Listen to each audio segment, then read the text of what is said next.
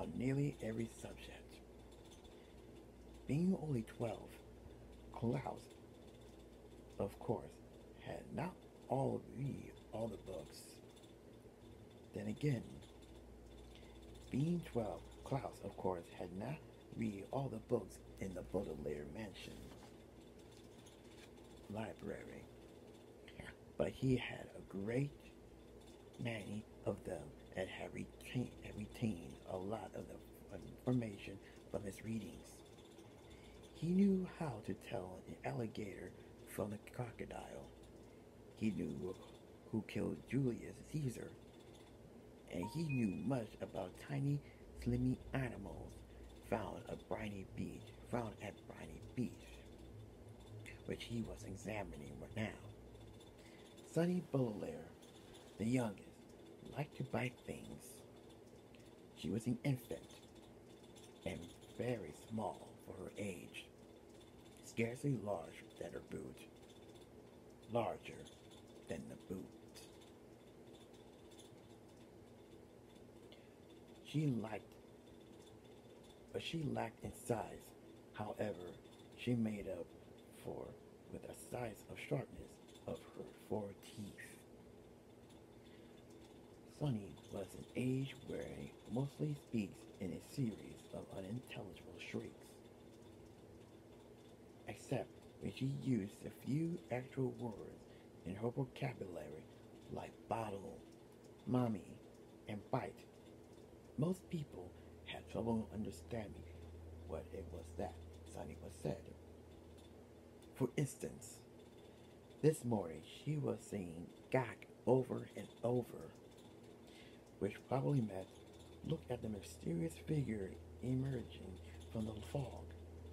But sure enough, in the distance along the misty shore of Briny Beach, there could be seen a tall figure striding toward the Baudelaire children. Sonny had already been staring and shrieking at the figure for some time when Klaus looked up from the spiny crab he was examining, and he saw too. He reached over to touch Violet's arm, bringing out of her inventing thoughts. Look at that, Klaus said, and pointing toward the figure. It was drawn closer, and the children could see a few details. It was about the size of an adult, except its head was tall and rather squared.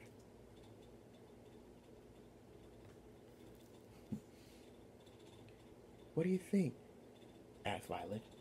I don't know, Klaus said, squinting at it, but it seems to be moving right towards us.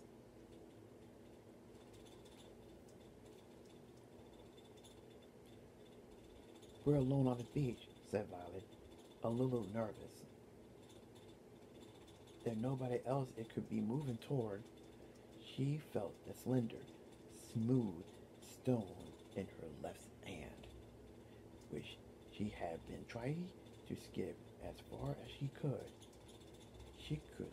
She had suddenly thought to throw it at the figure because it seemed so frightening.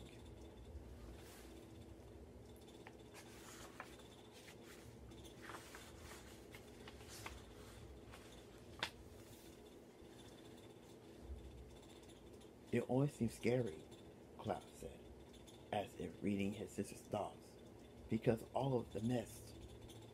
That is true.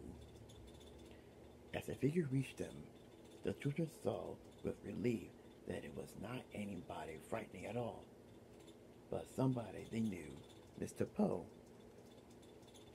Mr. Poe was a friend of Mr. and Mrs. Baudelaire, whom the children had met many times at dinner parties.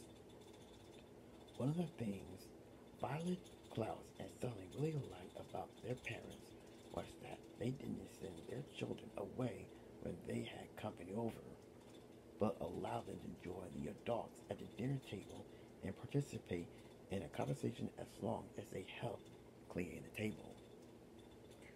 As long as they helped clean the table, they seemed to be obedient and well-cared children. The children remembered Mr. Poe because he always had a cold, because he always had a cold and was constantly excusing himself from the table to have a fit of coughing in the next room. Mr. Poe took off his top hat, which had made his head look large and square in the fog, and stood for a moment, coughing loudly into the white handkerchief. Violet Klaus, Violet and Klaus moved toward to shake his hand to say, "How do you do?" "How do you do?" said Violet. "How do you do?" said Klaus. "How do I o?" "How do you?" said Sonny. "Fine, thank you," said Mr. Poe, but he looked very sad. For a few seconds, nobody said anything, and the children wondered what Mr. Poe was doing there at Briny Beach.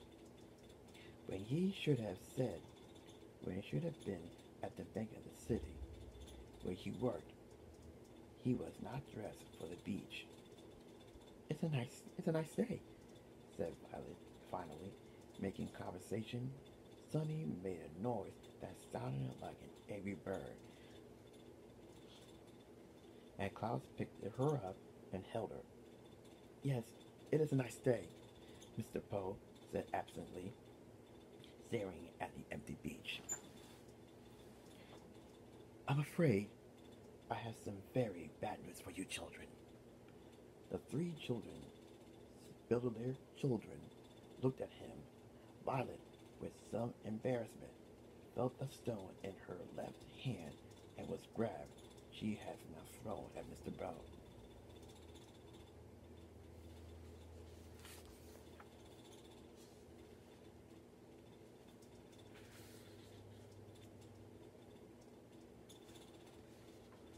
"Your parents," Mr. Poe said, "had perished in a terrible fire." The children didn't say anything. "They perished," Mr. Poe said, "in the fire that destroyed in the house, entire house. I'm very, very sorry to tell you this, my dears." Violet took her eyes off Mr. Poe and stared at the ocean. Mr. Poe had never called the Baudelaire children "my dears" before. She understood the words he was singing, but thought he must be joking, playing a terrible joke on her and her brother and her sister. "Perish," Mr. Poe said, "means killed. We know what the word perish means," Klaus said crossly.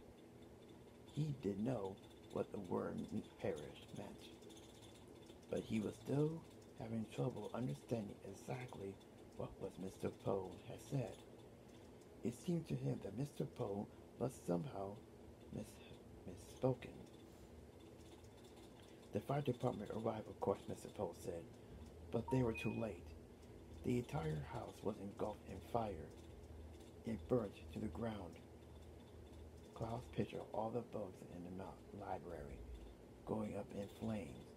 Now he never read all the books. Mr. Poe coughed several times into his handkerchief before continuing.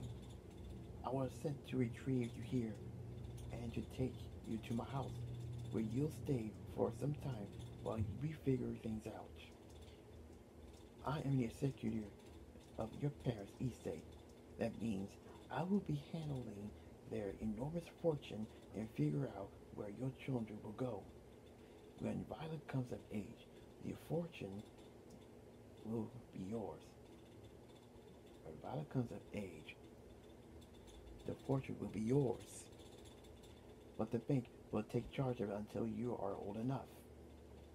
Although he said he was an executor, Violet felt like Mr. Poe was the executioner. He had simply walked down the beach to them and changed their lives forever. "Come with me," Mr. Poe said, and held out his hand. In order to take it, Violet had to drop the stone she was holding. Klaus took Violet's other hand, and Sonny took Cloud's other hand. In the matter, the three Baudelaire children, the Baudelaire orphans, now were led away from the beach and from their previous lives.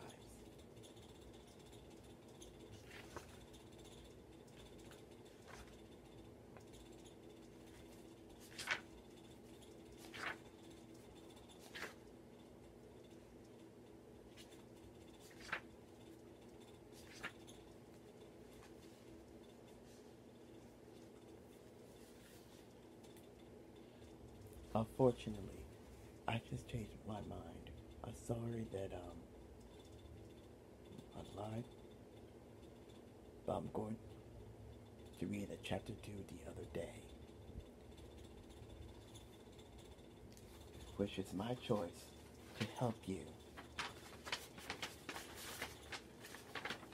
Which is my choice to help you from listening to these such enormous, such sad, awful words of this tragic events of a fortune of this novel. So I had gotta stop you there. So I had to stop there. So that way you don't hear any more tragic words of this novel I just read. And I do hope that you